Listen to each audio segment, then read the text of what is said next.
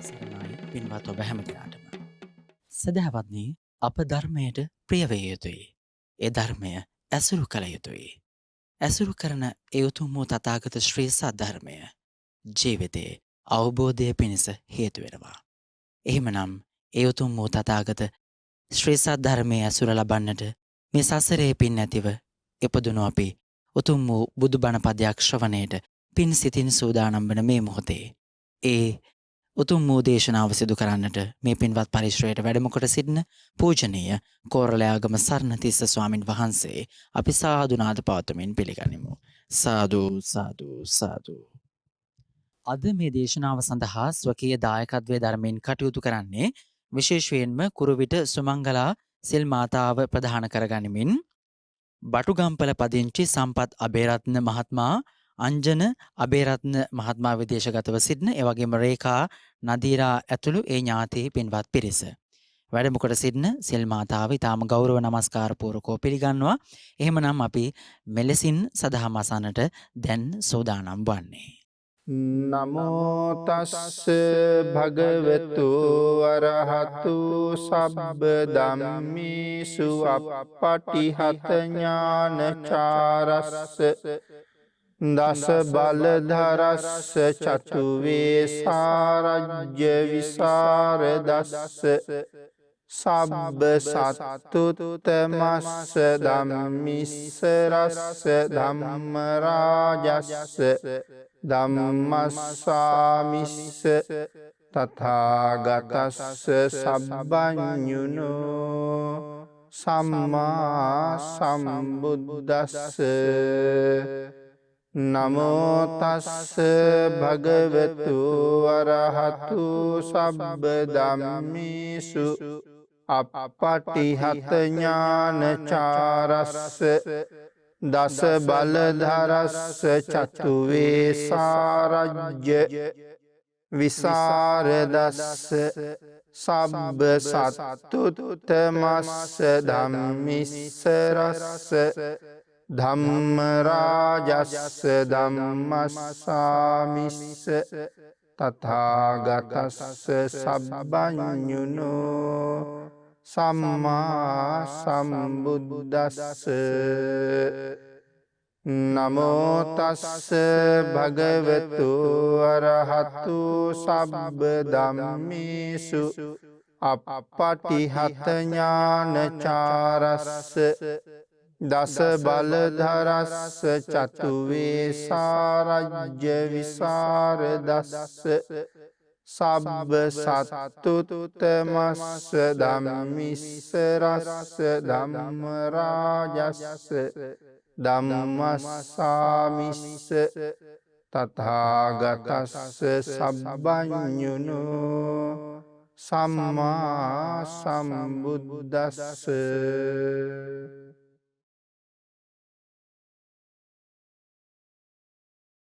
සද්ධර්ම ශ්‍රාවක දසසිල් මෑණියන් වහන්සේ ප්‍රධාන කාරුණික ගුණගරුක බෞද්ධ පින්නතුනි, බොහෝම ශ්‍රද්ධාවෙන් යුක්තව සියලු දෙනාම සූදානම් වෙන්නේ තිලෝගුරු ශාන්තිනායක සම්මා සම්බුදුරජාණන් වහන්සේ විසින් ලෝක සත්වයන් පිළිබඳව අනුකම්පාවෙන් අවබෝධ කරගෙන දේශනා කොට වදාළ අති උතුම් ශ්‍රී සද්ධර්ම රත්නයෙන් ඊ타ම පුංචි කොටසක් දේශනා කරවගෙන ධර්ම ගෞරවය පෙරදරි කරගෙන දේශනාගත ධර්මය ශ්‍රවණය කරලා මෙලව ජීවිතයේ ධර්මානුකූලව නිවැරදි කරගෙන පරලෝකගත ජීවිතයේ සුගතිගාමී කරගෙන ප්‍රාර්ථනා කරන බෝධියෙන් සැප සහිත ප්‍රතිපදාවෙන්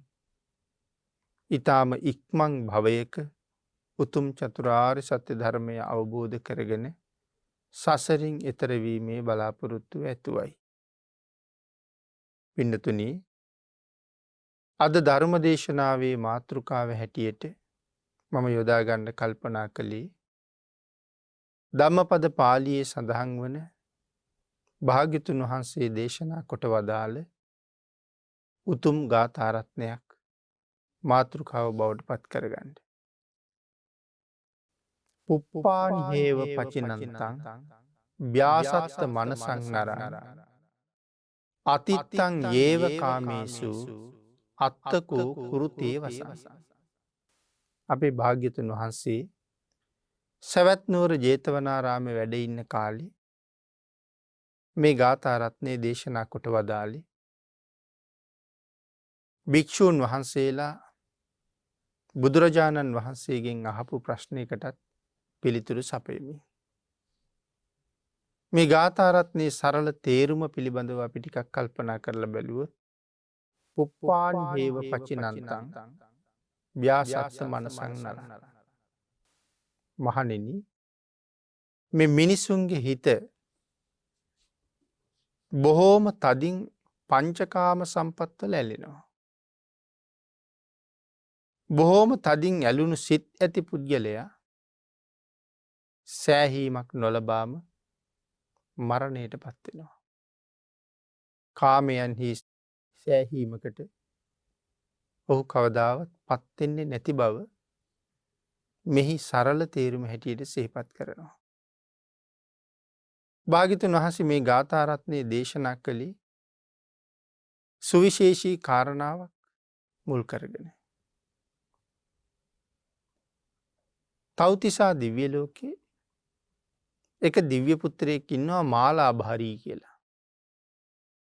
මේ මාලාභාරී දිව්‍ය පුත්‍රයා එක දවසක් පරිවාර දිව්‍යාංගනාවන් විශාල පිරිසක් එක්ක මල් උයනට ගියපු වෙලාවේ විශාල දිව්‍යාංගනාවන් ප්‍රමාණයක් මල් නෙලලා තවත් එවන්ම දිව්‍යාංගනාවන් ප්‍රමාණයකට ඒ මල් දෙනවා. ඔවුන් නෙලලා දෙන මල් අරගෙන අනික් දිව්‍යාංගනාව තමන්ගේ ස්වාමි පුරුෂයාව මලින් සරසනවා. මෙහෙම මල් නෙලන දිව්‍යාංගනාවන් අතර එක දෙවඟනක් හදිසියේම දෙවියන් අතරින් චුත වුණා. ඇය සැවැත් නුවර එක කුලගෙදරක කාන්තාවකගේ කුසේ පිළිසිඳ ගත්තා. නිසි කල් කුසේ ගත කරලා මනුලවට එළඹුණාට පස්සේ ජාතිස් මරණ ඥානයකුත් ලැබුණා. එයින් ඇය දැනගත්තා තමන් කලින් කොහෙද හිටියේ කියලා. මාලාභාරී දිව්‍ය පුත්‍රයාගේ බිරිඳ හැටියට හිටපු බව දැනගත්තා. එතන ඉඳලා ඇය යමක් කමක් තේරෙන වයසේ ඉඳලා හැම පින්කමක්ම කර කර ප්‍රාර්ථනා කළේ මගේ ස්වාමියා ළඟටම යන්න ලැබේවා. අවුරුදු 16ක් විතර වයසට එනකොට ඇගේ මව්පියෝ ඇය විවාහ කෙරෙව්වා. මේ කාලෙත් පින්කම් සඳහා යොමු වෙච්ච හිත අල්ප මාත්‍රයකින්වත් වෙනස් කරගත්තේ නැහැ. විවාහ ජීවිතින් පස්සෙත් බොහෝම පින්කම් කළා. නිරන්තරයෙන් භික්ෂූන් වහන්සේලාට දන් දුන්නා. සලාකබත් නිතර නිතර දුන්නා.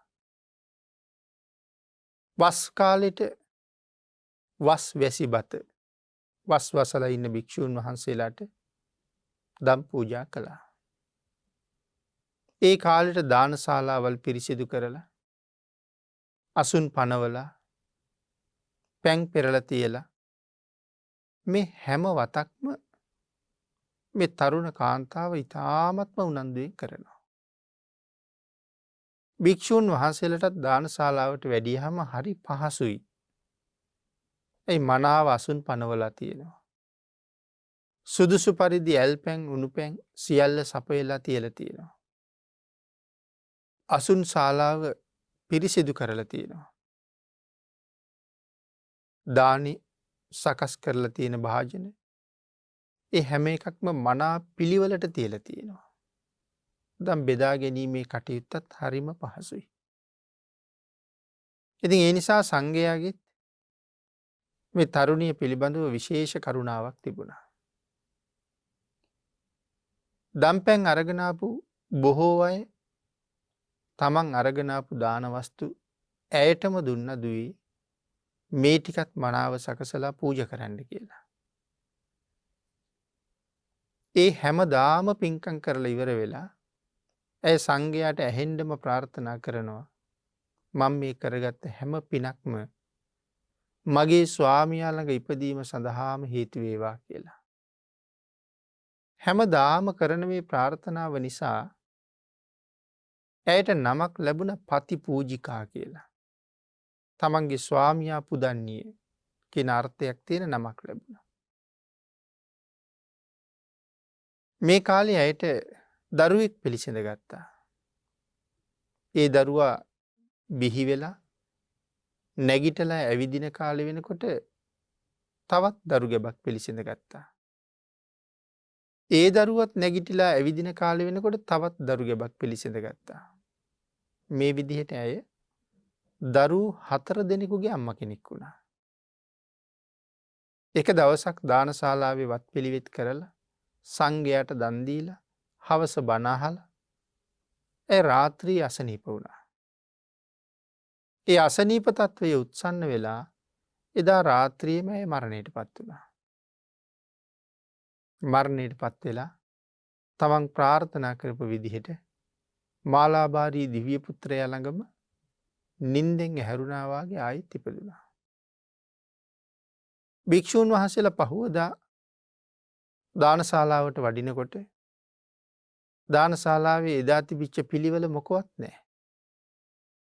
දානශාලාව සකසලත් නැහැ. ඇමදලා අසුන් පනවලා පැම් පෙරලා ඒ හැම දෙයකම අඩුපාඩු තිබ්බා. ඒ නිසා ඇහුවා අද පති පූජිකාව නැතුව වද්ද කියලා. එතකොට අර මිනිස්සු සඳහන් කළා ස්වාමීනි මොනවා අහනවද? ඊයේ දානශාලාවේ වත ඉවර කරලා හවස බණත් අහලා රාත්‍රියේ ඇති වුණ අසනීපයක් නිසා ඇය මරණයටපත් වුණා. එහෙම සඳහන් කරාම තාම මාර්ගඵල ලැබලා නැති භික්ෂූන් වහන්සේලාගේ ඇස්වල කඳුළු එකතු වුණා කියලා සඳහන් කරනවා. ඒ තරම්ම ශ්‍රද්ධාවෙන් සංඝයාට උපස්ථාන කරපු නිසා. රහතන් වහන්සේලා සංවේග ඉපදෙව්වා කියලා සඳහන් කරනවා. මේ භික්ෂූන් වහන්සේලා එදා හවස බුදුරජාණන් වහන්සේට මේ කාරණාව මතක් කළා. මතක් කරලා ඇහුවා ස්වාමීනි අය හැමදාම මේ වත් පිළිවෙත් කරලා දන් දීලා බණ අහලා කරපු එකම ප්‍රාර්ථනාව තමයි තමන්ගේ ස්වාමියා ළඟ ඉපදෙන්න ලැබෙන්න කියලා. ස්වාමීනි ඇගේ ප්‍රාර්ථනාව ඒ විදිහටම මුදුන්පත් වුණාද? භාග්‍යතුන් වහන්සේ දේශනා කළා ඒ ප්‍රාර්ථනාව එසේම මුදුන්පත් කරගත්තා. නමුත් ඇය ස්වාමියා ගාව ඉපදිච්ච බවක් නෑනි ස්වාමීනි. ඒ වෙලාවේ සඳහන් කළා මහණෙනි ඇය ප්‍රාර්ථනා කළේ මේ මනුස්ස ලෝකෙ හිටපු ස්වාමියා ලැබෙන්න කියලා නෙමෙයි. ඇය මනුස්ස ලෝකෙට ආවේ යම් කෙනෙක් ළඟ ඉඳලාද ඔහු ළඟට මාපහු යන්න ඕනේ කියලායි ප්‍රාර්ථනා කළේ. ස්වාමීනි ඒ කවුද? කවුරු ළඟ ඉඳලාද ආවේ? තව්තිසාවේ මාලාභාරී දිව්‍ය පුත්‍රයාගේ බිරිඳක් හැටියට තමයි ඇය හිටියේ. ඔවුන් සමග උයනේ මල් නෙලමින් ඉන්න අතරතුර තමයි ඇයි චුත වෙලා මේ සවැත් නුවර කුලගෙදර කාන්තාවගේ කුසේ පිළිසිඳ ගත්තේ. ජාති ස්මරණ ඥාණයෙන් තමන් හිටියේ කොහෙද කියලා දැනගත්ත ඇය නැවත ප්‍රාර්ථනා කළේ මෙහෙයන්ට. ඒ ප්‍රාර්ථනාවට අනුව ඇය නැවතත් එහෙම ඉපදුනා. පින්නතුනි දිව්‍ය ලෝකේ දෙවිවරු ආයු කෙලවර වෙලා චුත වෙනකොට ඔය පංච පුබ්බ නිමිත්ත ආදී සූත්‍රවල සඳහන් කරනවා සමහර දෙවියෝ තමන්ගේ ආයුෂ ඉවර වෙලා කියන බව දන්නේවත් නැහැ. නමුත් දැනගන්න නිමිති පහළ වෙලයි තියෙන්නේ. ඒ වුණාට සැප සම්පත් වැඩි නිසා තමන් චුත වෙන්න ළඟයි කියන කාරණාව තේරෙන්නේ නැහැ. ඒක ඉතින් දෙවියන්ට කොහොමද කියන කාරණාව කතා කරන්න අවශ්‍ය නැහැ මිනිස්සු වෙච්ච අපිට තේරෙන්නේ නැතිකොට. ආයුෂයෙන් පිරිහිලා බව අපිට කියාපාන සාධක කොච්චර අපි අතර තියෙනවද? අරගෙන ආපු ආයුෂයේ පිරිහුණා වුණාට අපේ කෙලෙස් සිත් වැඩුණා මිසක් එහි පාලනය වීමක් තිබුණේ නැහැ.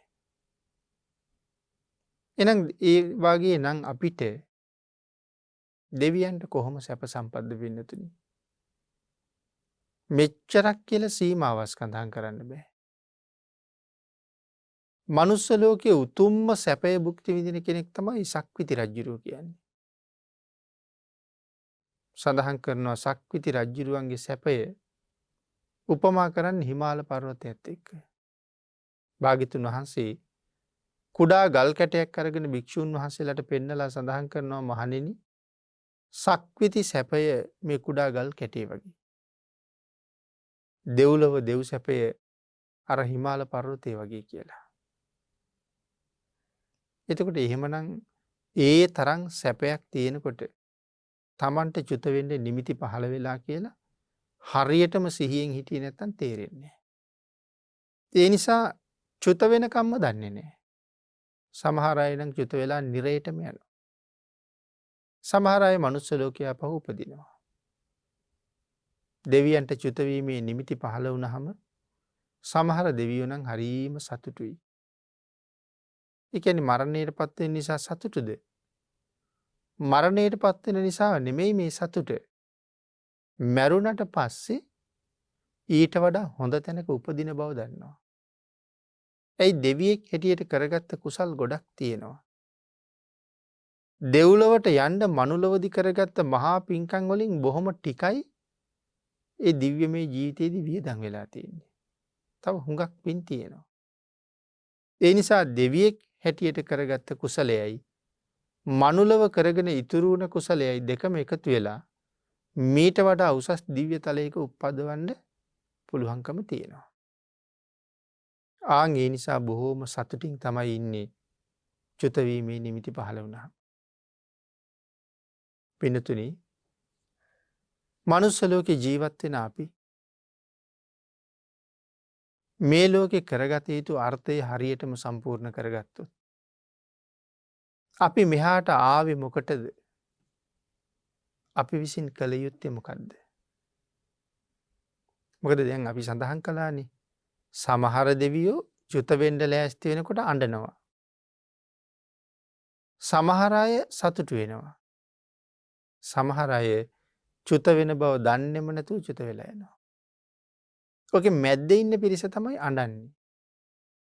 නිමිති පහළ වෙලා බව දැනගෙන අඬනවා. එතකොට තාම නිමිති පහළ වෙලා නැති අන්‍ය දෙවියෝ ඇවිල්ලා අර හඬමින් ඉන්න දෙවියන්ව සනසනවා. පින්වත අඬන්න එපා. පින්තුනි ඇඬුවා කියලා මරණයෙන් බේරෙන්න බෑනේ. මරණයෙන් බේරෙන්න පුළුවන් නම් අඬන්න පුළුවන්.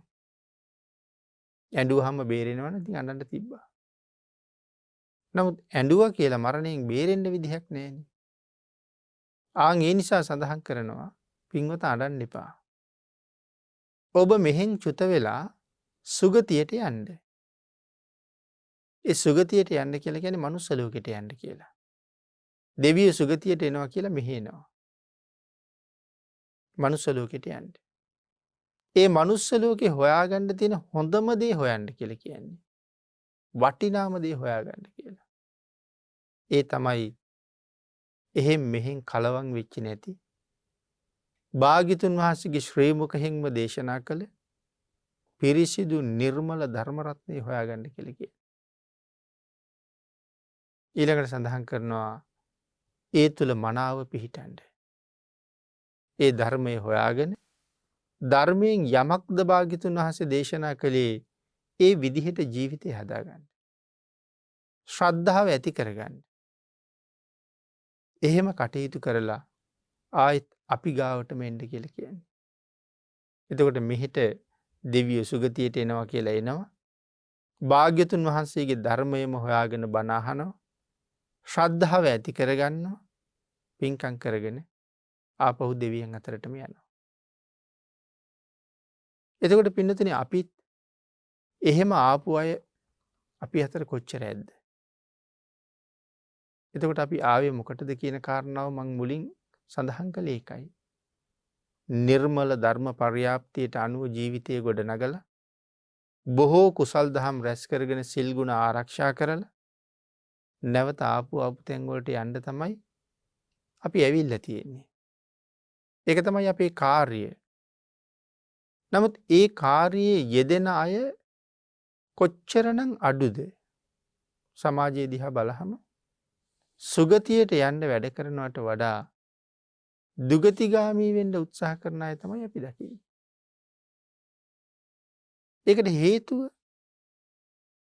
ඒකට හේතුව තමයි පින්නතුනේ පළවෙනි කාරණාව අපි ආවේ කොහේ ඉඳලාද මොකටද කියන එක දන්නේ නැතිකම. නොදැනගන්න හේතුව තමයි මැරිලා ඉපදිච්ච නිසා. මැරිලා ඉපදිච්ච නිසා මතක නැහැ. ඒ කාරණාව මතක් කරලා දෙන්න නම් සත්පුරුෂයෝ ඕනේ. විශේෂයෙන් ධර්මයෙන් අපිට ඒ කරුණු කියනවා. දැනුත් අපි මේ දැනගන්නේ ධර්මයෙන්නේ. කොහේ ඉඳලාද ආවේ මොකටද ආවේ කියලා. ඒ නිසා ඒගොල්ලෝ පින්කම් කරලා ආපහු සුගතියේම ගිහිල්ලා උපදිනවා. එහෙනම් අපිත් උත්සාහ කරන්න ඕනේ අපි එන්න ඇත්තේ මොකක් කරන්නද? අපි එන්න ඇත්තේ කොහේ ඉඳලාද? මේ කරන්නේ ආපු කාර්යද කියන කාරණාව අපි හැමෝම හිතන්න ඕනේ. අර දිව්‍යාංගනාව දිව්‍ය පුත්‍රයා ළඟ නැවත උප්පත්තිය ලැබහම මේ දිව්‍ය පුත්‍රයා කියනවා දෙව්දුවනියනි සෑහෙන වෙලාවක් මම ඔබ දැක්කේ නෑ. කොහෙද ගියේ කියලා. ඒ සඳහන් කරනවා ස්වාමීනි මං දෙව්ලොවින් චුත වෙලා මනුලව ගිහිල්ලා ඉපදුනා කියලා. කොහෙද ඉපදුනේ? සවැත් නුවර කුල ගෙදරක ඉපදුනා. ඒ කාලේ විවාහ වුණාද කියලා ඇහුවා. එහෙමයි ස්වාමීනි. කොච්චර කල් හිටියද? ඇය සඳහන් කරනවා මව් කුසේ සිටිය යුතු කාලේ මව් කුසේ හිටියා. ඉපදුනාට පස්සේ අවුරුදු 16ක් ආයුෂ ගෙවුනට පස්සේ මව්පියෝ මාව විවාහ කෙරෙව්වා. මං ඒ කාලේ බොහෝ පින්කම් කර ඔබ වහන්සේම ප්‍රාර්ථනා කළා. විවාහයෙන් පස්සේ මට දරුවෝ 4 දෙනෙක් ලැබුණා. මං දරුවෝ 4 දෙනෙකුගේ අම්මා කෙනෙක්. එක දවසක් සංඝ උපස්ථාන කරලා හැන්දෑවේ බණ අහලා රාත්‍රී අසනීප වෙලා මං හදිසියේ මැරුණා. මැරිච්ච ගමන්ම මගේ ප්‍රාර්ථනාව මුදුන්පත් කරවමින් මං ආයෙත් මගේ ස්වාමියා ළඟ ඉපදුනා. ඔබ වහන්සේ ළඟට ආවා කියලා සඳහන් කළා. ඒ වෙලාවේ දිව්‍ය පුත්‍රයා අහනවා දෙව්දුවනියනි ඒ කියන්නේ මනුස්ස ලෝකයේ ආයුෂ ඒ තරම්ම කෙටිද කියලා. දැන් ඇය මැරිලා උපදිනකොට මේ දෙවියෝ කොහෙද ඉන්නේ? අර දිව්‍යාංගනාව තාමත් මල් නෙලනවා. අනිත් දිව්‍යාංගනාව තාමත් ස්වාමි පුරුෂයාව සරසනවා. එතකොට එහෙන් චුත වෙලා මෙහෙ ආපු කෙනා දරුවෝ 4 දෙනෙකුගේ අම්මා කෙනෙකුත් වෙලා මැරිලා ගිහිල්ලා එහි උපදිනකොට තාමත් ඒගොල්ලෝ අර එදා කර කර හිටපු වැඩේමයි කරන්නේ. ඒකට හේතුව මේ තව්තිසාවේ මේ මාලාභාරී දිව්‍ය පුත්‍රයා ඉන්නේ. පින්නතුනි තව්තිසාවේ එක දවසකට අපේ අවුරුදු 100ක් ඕනේ. ඉතින් එතකොට අවුරුදු 100ක් ජීවත් නොවි මැරිලා යනවා කියන්නේ තව්තිසාවේ දවසක් ගෙවිලා නැහැනේ. ඒගොල්ලෝ ඒ පරණ වැඩේම තමයි තාම යෙදිලා ඉන්නේ. ඒ නිසා අහනවා දෙව්දුවනියනි මනුස්ස ලෝකෙ එච්චර ආයුෂ නැද්ද? අනේ නෑ ස්වාමීනි 100කටත් අඩුයි. දිව්‍ය පුත්‍රයා අහනවා මනුස්ස ලෝකේ මිනිස්සු බොහෝම යහුසුලුව පින්කම් කරනවා ඇති නේද? ආයුෂ එච්චර කෙටි නිසා. ඇයි කියනවා අනේ ස්වාමීනි මොනවා අහනවද? ඒ මිනිස්සුන්ගේ කල්පනාව හරියට ඒ මිනිස්සුන්ට අසංකේයයට ආයුෂ තියෙනවා වගේ. මැරෙනවා කියලා කල්පනාවක්වත් නැහැ. ඒ මිනිස්සුන්ගේ හිතේ ඒ මිනිස්සු අමරණීයයි කියලා. මැරෙන්නේ නැහැ කියලා කල්පනාව. ආයුෂ ඉවර වෙන්නේ නැහැ කියලා කල්පනාව. එහෙමයි වැඩ කරන්නේ කට්ටිය. කියන කාරණා දක්වලා ඒ සඳහන් කරනවා ස්වාමීනි ඒ මිනිස්සු හරියට ප්‍රාණඝාත කරනවා. හරියට හොරකම් කරනවා. වැරදි කාමසේවනයේ හරියට කරනවා. බොරු කියලා මිනිස්සු රවට්ටනවා හරියට. රාරක්කු බිබී කාලේ නාස්ති කරනවා ස්වාමීනි හරියට. පස් පවුම කරගන්නවා. දස අකුසල්ම කරගන්න. කුසලයෙන් පෝෂණය වෙනවට වඩා ඔවුන් අකුසලේම ජීවිතය පුරවනවා. ස්වාමීනී දේපොළ වෙනුවෙන් ඔවුන් හරියට ඇන කොටා ගන්නවා. ගහමරා ගන්නවා. ඇයි සඳහන් කරනවා ස්වාමීනී ශස්ත්‍රියෝ ශස්ත්‍රියෝ එක්ක වාද කරනවා සටන් කරනවා. බ්‍රාහ්මණයෝ බ්‍රාහ්මණයොත් එක්ක වාද කරගන්නවා. වෛශ්‍යයෝ වෛශ්‍යයොත් එක්ක ශුද්‍රයෝ ශුද්‍රයොත් එක්ක මේ ඇන කොටා ගන්නවා ගහමරා ගන්නවා.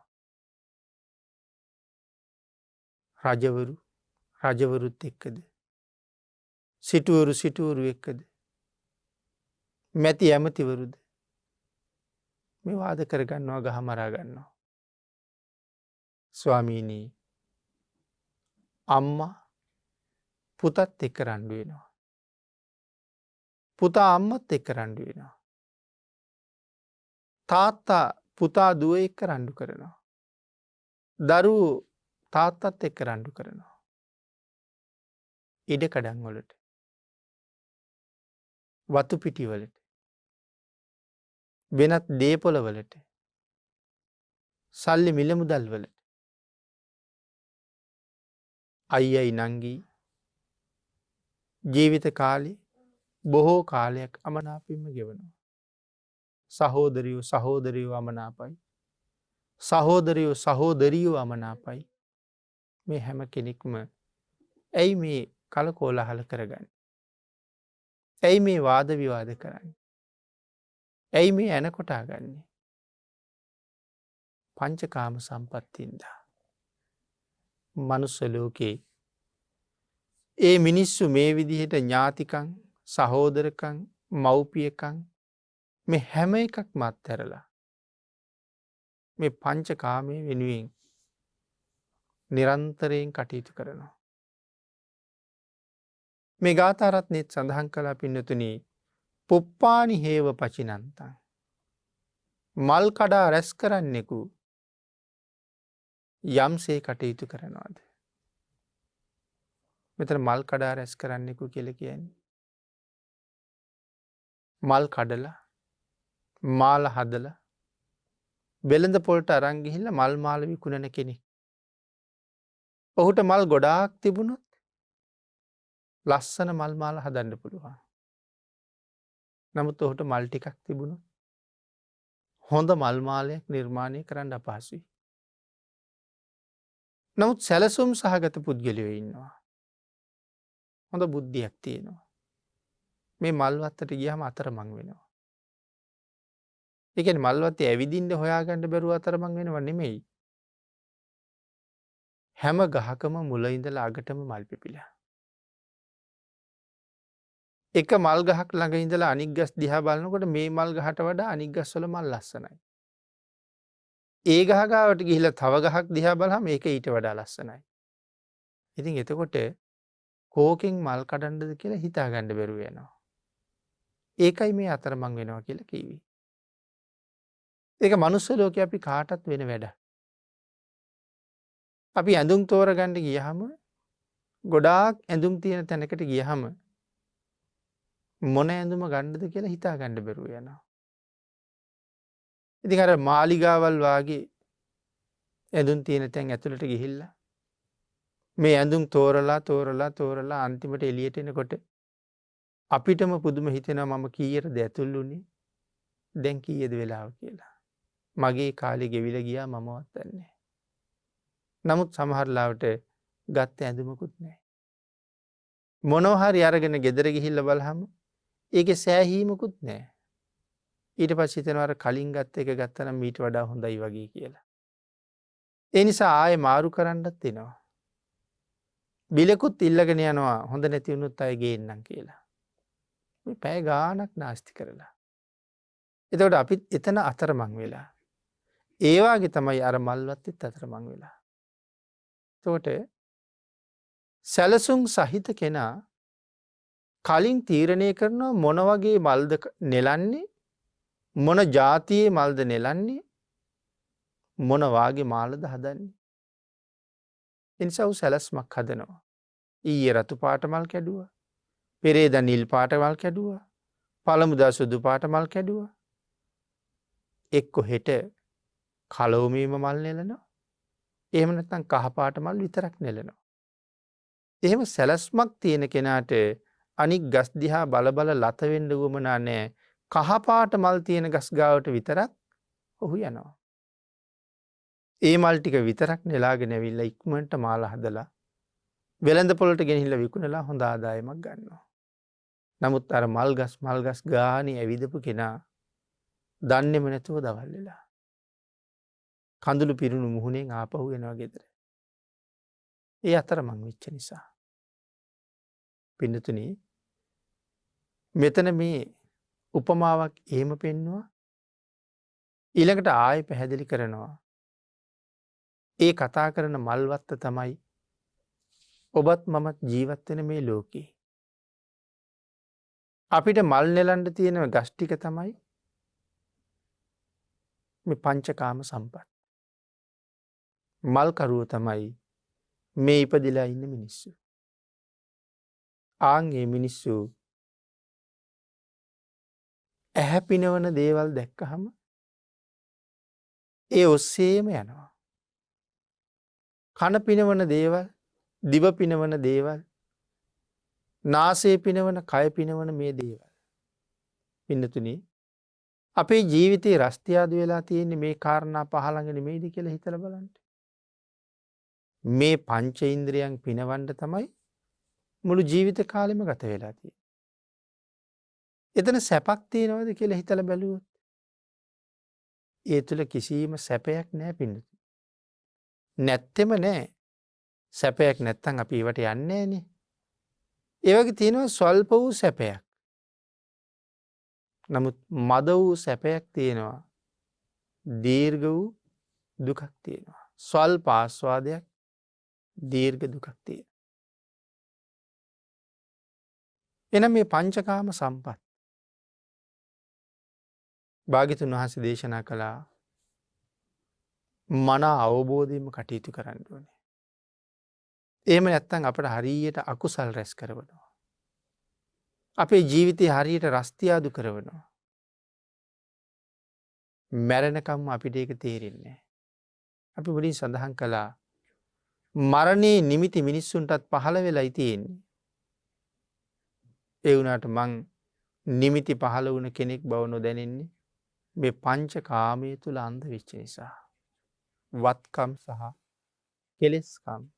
මොනවද මේ වත්කම් කියලා කියන්නේ? වස්තුකාම. ඇස, කන, නාසය, දිව, ශරීරය. ඇසට අරමුණු වෙන රූප, කනට අරමුණු වෙන ශබ්ද, දිවට අරමුණු වෙන රස, නාසයට අරමුණු වෙන සුවඳ, ශරීරයට පහස. මේ තමයි වස්තුකාම. ක්ලේශකාම කියලා කියන්නේ එතකොට මේ ඇහෙන් දකින දේවල්, කනෙන් අහන දේවල්, මේ ආදි වශයෙන් රූප, ශබ්ද, ගන්ධ, රස, ස්පර්ශ මේ දේවල් සම්බන්ධයෙන් අපේ හිත තදින් බැඳෙනවා. ඒ බැඳුනට පස්සේ අපිට ඒ දේවල්ම හොයන්න හිතෙනවා.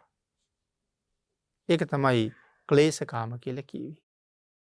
යම් තැනක රසවත් ආහාරයක් අනුභව කළා නම් එදා ඉඳලා එතෙන්ටම යන්න උත්සාහ කරනවා. ඒ තැනම හොයනවා. යම් තැනකින් ලස්සන රූප දකිනවනම් හැමදාම එතෙන්ට යන්න හිතෙනවා ඒ ලස්සන රූප බලන්න. මේ ආදි වශයෙන් අපේ හිත තදින් ඇලිලා ව්‍යාසත්ත මනසං නරං මිනිස්සුන්ගේ මනස බොහෝම තදින් ඇලෙනවා මේ පංචකාමී. එතකොට වත්කම් කෙලෙස්කම් කියලා සඳහන් කළේ ඒකට. මේ කාම සම්පත් ඔස්සේ ඇලිලා කාලේ නිකාම්ම නාස්ති වෙලා ගිහිල්ලා. අපිට තේරෙන්නේ වයස ගිහිල්ලා බව. නමුත් දැන් වයස හුඟක් ගෙවිලා මෙලව අතහැරලා යන්න කාලේ ලං වෙලා. නමුත් අතහැරලා යනකොට ගෙනියන්න හම්බ කරගත්ත දෙයක් නෑ. හම්බ කරගත්ත හැම දෙයක්ම මේ මහ පොළොව උඩ දාලා යන ඒවා තමයි හම්බ කරලා තියෙන්නේ. ගෙනියන දෙයක් නෑ. අනිත් එක තමයි පින්නතුනි මම සඳහන් කළානේ මද වූ ආස්වාදයක් මේකේ තියෙන්නේ කියලා. මේ කාම සම්පත් වල තියෙන්නේ ස්වල්ප වූ ආස්වාදයක්. මේ ස්වල්ප වූ ආස්වාදය නිසා අපි කොයිතරම් දුක් විඳිනවද කියලා හිතලා බලන්න. යම් කෙනෙකුගේ ජීවිතයකට අලුතෙන් යමක් එකතු වෙනවා කියලා කියන්නේ හැම වෙලාවෙම කරදරයක්. අපිට හිතෙන්නේ සැපතක් කියලා. ඊටාම කෙටි මනුස්ස ජීවිතේ සිහියෙන් ප්‍රඥාවෙන් ගත කරන්න බැරි වුණොත් නිරයම තමයි නතර වෙන්නේ. සතර අපාය ඊටාමත්ම භයානකයි. අති දීර්ඝ කාලීන ආයුෂය. සමහර තැන්වල සඳහන් කරනවා പ്രേත ලෝකවල ඉපදිලා කොච්චර කල් ගත වුණාද කියලා. මේ මහ පොළොව ගව්වක් තරම් වැඩෙනකන් ඔහු പ്രേතාත්මයෙන් නිදහස් වෙලා නැහැ. පිළිතුරු මහ පොළොව ගව්වක් වැඩෙනකන් කියලා කියහම මේ මහ පොළොව වැඩෙන බවක් අපිට ජීවිත කාලෙම තේරුණාද? අපිට එහෙම එකක් තේරුන්නේ නැහැ. එහෙනම් ගව්වක් කියලා කියන්නේ සතපොම් දෙකකටත් වැඩි ප්‍රමාණයක්.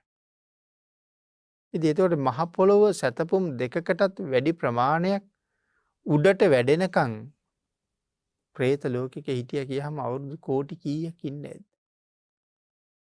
නමුත් මේ ජීවිතේ දැන් නැති වුණොත් අපිට එවන් പ്രേත ලෝකෙක ගිහිලා ඉපදෙන්න තියෙන ඉඩකඩ බොහොම වැඩි. ඒ තරම් මහා පුදුම දිවි අනතුරක් අපිට තියෙන. ඒක ගැන නොහිතා අපි කරන දේවල්. ඒකයි භාග්‍යතුන් වහන්සේ මේ සඳහන් කරන්නේ. මිනිස්සුන්ට මේක තේරෙන්නේ නැහැ. මොකද මේ කාම සම්පත් වල තදින් ඇලිලා හින්දා. ස්වල්ප වූ සැපය මහ ලොකු සැපයක් කියලා දැනෙන්නේ. අරගෙන ඇවිල්ලා තියෙන කරදරය. ඒකින් හින්දා මේ කෙටි ජීවිතේ නිකන් නාස්ති කරන්න හොඳ නෑ පින්නතුනි. ලැබුණේ වටිනා ජීවිතය අපි දන්නවා මනුෂ්‍ය ජීවිතේ දුර්ලභයි කියලා. බුද්ධාන්තරයක ලැබිච්ච ජීවිතේ තවත් දුර්ලභම ජීවිතයක්. අපිට එවන් අවස්ථාවක් ලැබුණේ පෙරපින නිසා සතර අපායෙන් ගොඩට යන්න. සුගතියෙන් සුගතියට යන්න පාර හදාගන්න. සංසාරයෙන් එතර වෙන්න දොර විවෘත කරගෙන තැනට යන්න. නමුත් අපි ඒක නොකර කාලේ නාස්ති කරනවා. හිතන්නකෝ මහා ගයක් හදනවා කෙනෙක්. මාලිගාවක් වගේ ගයක් හදනවා. හිතලා බලන්නකෝ ඒ ගේ සුද්ධ පවිත්‍ර කරන්න කොච්චර කාලේ නාස්ති කරන්න ඕනේද කියලා. හදන්න කොච්චර කල් ගියාද? දැන් ඒක අතු ගන්නම වරුවක් විතර යනවා. ඒ ටික කරලා ඇඳුම් පැළඳුම් ටික සෝදලා තියලා ඇඳන් පුටු කොට්ට මෙට්ටවල තියෙන දූවිලි ටික පිහලා තියලා දවසේ උයලා පිහලා ඉවරෙච්චාම දවස් ඉවරයි. පිනක් දහමක් කරන්න කාලයක් තිබුණේ නැහැ. නමුත් භාග්‍යතුන් වහන්සේ දේශනා කළේ මම එක උදාහරණයක් මතක් කළේ. පුළුවන් තරම් සැහැල්ලු ජීවිතයක් ගත කරන්න. අපිට ජීවත් වෙන්න යම් ප්‍රමාණයක නිවසක් තිබ්බහම ඒක ප්‍රමාණවත්. මොකද අපි මෙහි ආවේ මහා ගෙවල් හද ඉන්න නෙමෙයි. ආපහු කුසල් කරගෙන යන්න. එහෙම කල්පනා කරගත්තහම හැම එකක්ම මනාව සැලසුම් කරගත්තහම ජීවිතය හරි අපූරුවට සම්පූර්ණ කරගන්න පුළුවන්. එතකොට මෙලවත් සම්පූර්ණයි පරලෝට අවශ්‍ය දීත් සම්පූර්ණයි. ආපු තැනට ආපහු යන්න බොහෝ දේවල් කරගන්න පුළුවන්. වස්තුව රැස්වෙන්ඩ ඒත් එක රැස්වෙන්නේ ස්වල්ප වූ ආස්වාදයක් මහත් දුක. හිතන්නක පින්නතුන අපි වාහනයක් ගෙනාව කියලා. ජීවිතයේ මෙතෙක් නොතිබිච්ච කරදර ගොඩක් නෙමේද ගෙදරට ගෙනල්ල තියෙන්නේ. පෙරුම් පුරල මුදල් එකතු කරලා භාගයක් ගෙවල තව ආයතනයකට කොටසක් ණය වෙලා ජීවිතයට ලොකු වගකීමකුත් අරගෙන ඒ මාසින් මාසිටික ගෙව්වේ නැත්තම් ඊළඟට වාහනය ගෙනියනවා.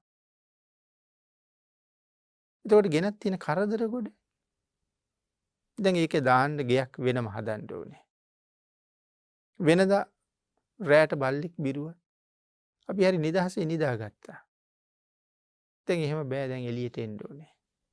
වාහනේ දිහා බලන්න ඕනේ. පොඩි ළමයි සෙල්ලම් කරනකොට වෙනද බැලුවේ නෑ. දැන් වාහනේ තියෙන තැනට ළමයි යනකොට බලන්න ඕනේ මොකද ඒගොල්ලෝ දන්නේ නෑ සූරන්න පුළුවන්. ගහන්න පුළුවන්. ඒතර මේක හොදන්න කාලයක් ඕනේ. පිහින්න කාලයක් ඕනේ. වෙනම හොදන තැන් වලට ගෙනහිල්ලා දවස් ගණන් රස්තියාදු වෙන්න ඕනේ. මිල මුදල් වියදම් කරන්න ඕනේ. දැන් අර වාහනේ නැති කාලේ තිබිච්ච නැති කරදර මහ විශාල ප්‍රමාණයක් ගෙදර ඇවිල්ලා. ඒ වාගේ කල්පනා කරලා බලහම මේ අලුතින් එකතු වුණ හුඟක් දේවල් සැපක් නෙමේ දුකක් තමයි ගෙනල්ලා තියෙන්නේ. නමුත් පංචකාමයේ බැඳිලා නිසා ඒක දුකයි කියලා තේරුණේ නැහැ. මේ කරුණ පැහැදිලි කරන්න ජාතක කතා ගණනාවක් දේශනා කරනවා භාග්‍යවතුන් වහන්සේ. එයින් එක අපූර්ව කාරණාවක් තියෙනවා මුදුලක්කන ජාතක කතාවේ. තාම කෙටියෙන් මතක් කරලා අපි ධර්ම දේශනා විවර කරමු. හිමාලයේ ඉන්න ඍෂිවරයෙක් වස් කාලේ ගමට එනවා. රජ්ජුරුවන්ගේ උයනේ ඇවිල්ලා නතර වෙච්චාම රජ්ජුරුව බොහෝම හොඳින් අපෝපස්ථාන කරනවා. හරිම සිල්වත්. රජ්ජුරුවන්ට එක කාලෙක යුද්ධයකට යන්න සිද්ධ වෙනවා.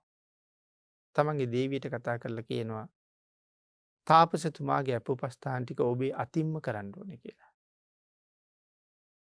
ඇයි ඒක බොහෝම සතුටින් බාර අරගෙන තමන්ගේ අතින්ම දානේ හදලා තාපසතුමාට දන් දෙනවා.